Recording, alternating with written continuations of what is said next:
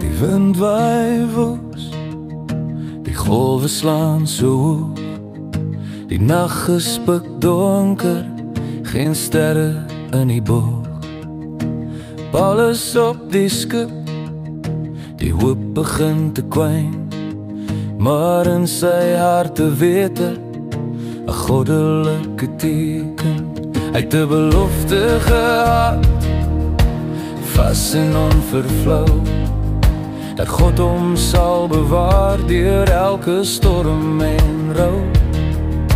Die water woed en brus, maar sy geloof bly staan, want God se woord is waar, sy beloftes sal bestaan. O, die beloftes van die Heer staan vas deur elke seer, al wankel aard en hemel, sy woord sal ewig heers.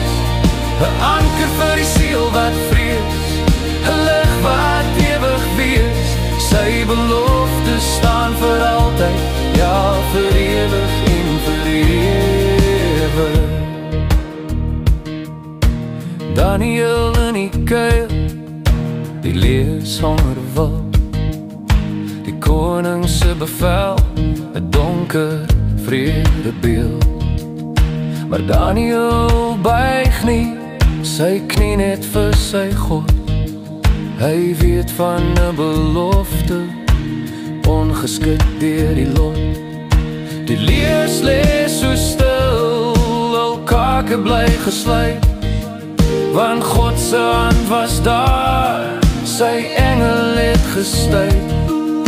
Die vlamme was so warm, die ond so fel en groot, maar Sadrag, Mesach, Abednego vrees geen dood. O, die beloftes van die Heer staan vas deur elke seer, al wankel aard en hemel, sy woord sal ewig heers.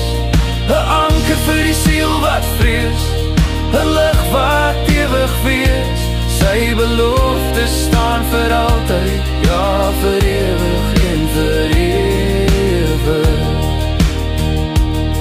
Soms voel die lewe swaar, die pad vol dorings skerp, ons harte word beproef, ons gees word soms geterp.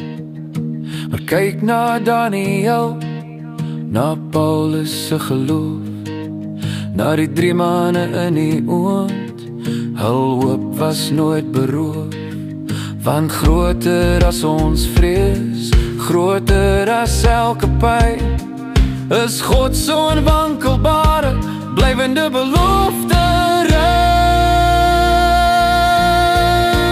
O, die beloftes van die Heer staan vas deur elke seer, al wankel aard en hemel, sy woord sal ewig heers.